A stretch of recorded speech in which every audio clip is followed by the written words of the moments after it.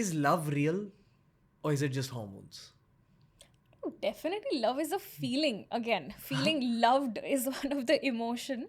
All emotions are real emotions. Like psychiatrists love को समझने की कोशिश कर रहे हैं. देखिए, लव एक ऑफ कोर्स मतलब आपको स्पेशल फील कराता है, यू फील कंफर्टेड. आपको लगता है there is somebody who cares for me, somebody who values me, somebody who will walk an extra mile, मेरे लिए कुछ भी कर देगा, है ना, या कोई भी रिस्क ले लेगा. I will never be lonely. Life में कोई भी अप्स एंड डाउन्स आए, this person is going to stand by me. तो वो सारे जो सिक्योरिटी है, वो जो feeling cared for, valued for, respected, है ना, वो सारी चीज़ें जब क्लब टुगेदर हो जाती हैं, तो मेरे हिसाब से तो वो है वो फीलिंग ऑफ लव. Okay. जब कोई ऐसे ही चीज़ें कहता है कि love is the highest frequency, तो एज अ साइकाइट्रिस्ट आप क्या सोचते हो? तो love is the highest frequency नहीं है, वो नया नया प्यार है, तो उनके इमोशंस थोड़े ज़्यादा हैप्पी हैं, तो सब कुछ बहुत एम्पलीफाइड फील होता है. वो टाइम फेड हो जाता है कभी Like कभी. it's one of those sayings that you know motivational speakers say या जो भी कि love is the highest frequency. Love के दौरान हीलिंग हो जाती है वगैरह वगैरह. लव के दौरान हीलिंग हो जाती है, ज़रूरी नहीं है. कभी कभी आप एक बैड पैच ऑफ लाइफ के थ्रू जा रहे हैं, कभी कभी आप सैड फील कर रहे हैं और आपको लगता है देयर इज़ नो बडी, अगर मैं अब यहाँ से नहीं उठूँगा ना तो शायद मैं फर्दर फिर अब नीचे ही जाऊँगा, आगे कभी बढ़ नहीं पाऊँगा. तो हीलिंग उस टाइम पे भी हो सकती है. हीलिंग कभी भी लीनियर नहीं है, हीलिंग की मल्टीपल लेयर्स हैं. So the idea of healing, healing बहुत एस्थेटिक या फिर ब्यूटिफुल नहीं लगती है. Healing is always going to be chaotic, but the Wow. Let that sink in, guys. But बोलो. Yes. So that is the whole idea of healing. मतलब healing does not mean कि I am going to be happy, मैं 24 घंटे बस happy रहूँगी. That is not healing. I will be sad, I will become angry, right, but everything will be in moderation and in control. Nothing to an extent again that makes me dysfunctional, कि मैंने काम करना छोड़ दिया, मैंने लोगों से बात करना छोड़ दिया, मैंने खाना छोड़ दिया, मैंने नहाना धोना छोड़ दिया, या फिर मैं अपने आप को हार्म कर लूँ, तो ये मैं एग्जिस्ट नहीं करूँगी तो प्रॉब्लम एग्जिस्ट नहीं करेगी, right. That escape, that shouldn't be there. इसलिए लोग हीलिंग से भी भागते हैं. इसलिए लोग हीलिंग से भी भागते हैं. ये मैं ओल्डर जनरेशन में बहुत देखता हूँ. उन्हें हाँ. पता है एक्चुअली कि थेरेपी में कुछ तो होगा. मुझे गलत भी बता दिया जाएगा तो वो फिर नहीं फेस करना चाहते हैं, है ना. आजकल स्पेशली मेन एंड वुमेन, आप अलग मेंटल हेल्थ इश्यूज देख रहे हो या सेम? या सो वी हैव सीन थोड़ा सा प्रेजेंटेशन डिफरेंट रहता है. मेन अगर आप देखेंगे कि डिप्रेस्ड होते हैं तो वो थोड़ा सा विड्रॉ हो जाते हैं, विड्रॉन बिहेवियर है, सोशली आइसोलेटेड हो जाते हैं, या फैमिली के साथ उतना टाइम स्पेंड नहीं करेंगे. Anger in the form of irritability बढ़ जाता है, and drug seeking behaviour, cigarette या अल्कोहल यूजेज एक्सेट्रा बढ़ जाता है. फीमेल्स में ऐसा देखा गया है कि जब when they are stressed out तो उनका इमोशनल रिएक्टिविटी बहुत बढ़ जाता है. So they will cry on the smallest of the things. छोटी छोटी चीज़ें पर्सनल अटैक लगने लगती है, वो थोड़ा सा डिफेंसिव मोड में चले जाते हैं. They will shout back and mood swings बहुत ज़्यादा होते हैं. फीमेल्स में ऐसा देखा गया है कि स्लीप डिस्टर्बेंस बहुत ज़्यादा है, मोर सो कि देर से नींद आएगी या फिर आ जाएगी, खुल जाएगी, all of those kind of symptoms. तो थोड़ा सा प्रेजेंटेशन डेफिनेटली डिफरेंट रहता है. And yes. And other than that females में इतना ड्रग सीकिंग बिहेवियर नहीं रहता है, bearing the I mean the few younger population of course, but otherwise men will be more likely to have more substance क्यों problems. ऐसा ऐसा क्यों होता है कि गाइस सीक नशे? ऐसा इसीलिए होता है कि वैसे दोनों जेंडर्स में है, बट ऐसा इसलिए होता है कि conventionally speaking females will be the ones जो घर पे रहेंगे, है ना. तो एक तो वो एक्सेसिबिलिटी कंपोनेंट नहीं होता है, ओके, फेयर तो फेयर. वो एक मेजर रीज़न हो जाता है. And then they have to take care of the kids and all. बहुत सारे female specially in the Indian context अगर मैं बात करूँ, वो फाइनेंशियली इंडिपेंडेंट नहीं है, तो will not have that kind of money to spend on a substance. तो वो सारे social factors also come into the picture. You think अगर भारत औरतों के लिए पूरी तरह से सेफ होता तो लड़कियां भी बहुत ज़्यादा ड्रग्स करती हैं? वो तो डेफिनेटली जेंडर रिलेटेड नहीं है, because like I said younger population में we have even females and we have LGBTQ+ community people coming to us, and even man. Basically वो उतना ज़्यादा अभी जेंडर का डिफरेंस नहीं रह गया है. All in all drug use is increasing. Increasing clearly. Coke users मिलते हैं आपको?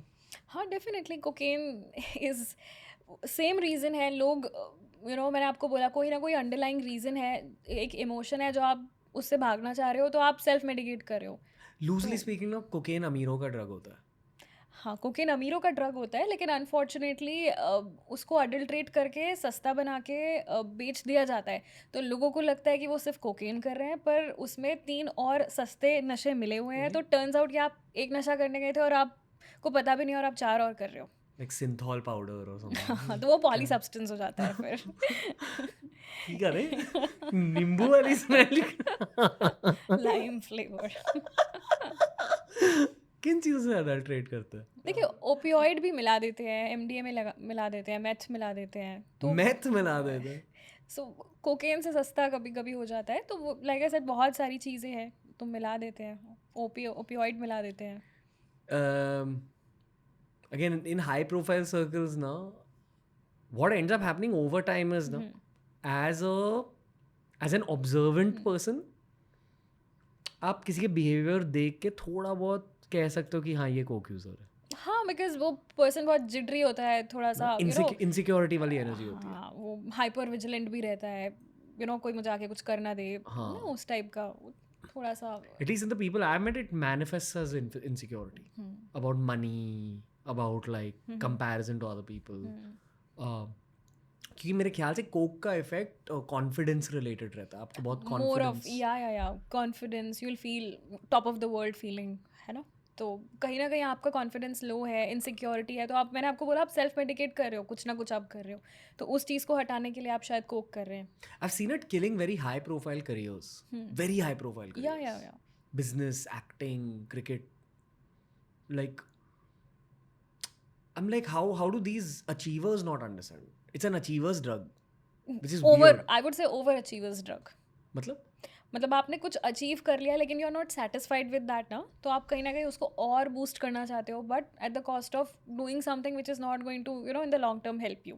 यहाँ अंडरलाइंग प्रॉब्लम वही है कि बचपन में किसी ने बोला कि ये मेरे बाप के पास तेरे बाप से बड़ी गाड़ी है. हाँ, तो वो I am not good enough वाली फीलिंग अगर आ गई तो उसको मास्क करने के लिए. That's what's happening, right? It's an unsolved childhood issue. Coke users को आपने डी एडिक्शन में हेल्प करा? Yeah, of course. All kinds, we deal with all kinds of drug de-addictions. तो cocaine obviously is a part of it. जैसे कि हमने पहले addictions की बात करी तो वी सेड कि कुछ अंडरलाइंग रीजन रहता है जिसकी वजह से वो ड्रग एडिक्शन की नीड होती है. करेक्ट.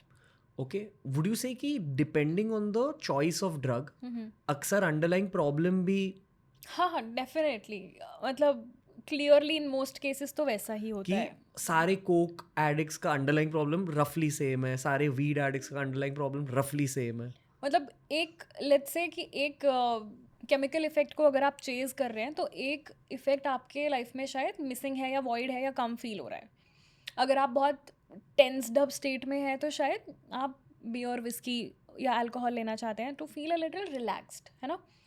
आप अगर लेट्स से अपने थॉट प्रोसेस से बहुत परेशान है, बहुत हज़ारों थॉट्स आ रहे हैं, just I want my brain to stop, I can't sleep, मुझे भूख नहीं लग रही है, पीपल के लिए weed is the go to drug, है ना. Overthinking problem, weed is the, it just slows you down, mellows you down, है ना.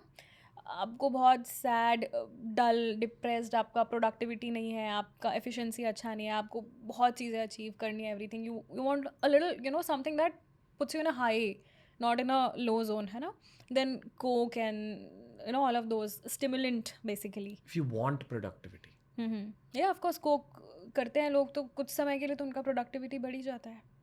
वाह, इसलिए ओवर अचीवर्स ड्रग कि या मुझे हाई भी चाहिए और फाड़ना भी है. Uplifted, very boosting kind of short term impact आता है. तो या बट पार्टीज में क्यों करते हैं? पार्टीज में क्यों चाहिए productivity? just want to feel happy and energetic to match the energy of the room. It's like rich man's caffeine on steroids. या मतलब कैफीन भी एक अपलिफ्टिंग ही सब्सटेंस नहीं बोलूँगी, ऑफ कोर्स बेवरेज है, मतलब तो सब्सटेंस ही है, बट अगेन उसका भी अब्यूज़ करने से प्रॉब्लम ही है. Caffeine withdrawal is also very problematic. People don't realise this. बहुत सारी कैफीन, फिर कैफीन के बाद इंसोम्निया, फिर इंसोम्निया, फिर अगले दिन फिर से डल और लो एनर्जी, फिर बहुत सारा कैफीन, तो वो साइकिल चलता ही रहता है.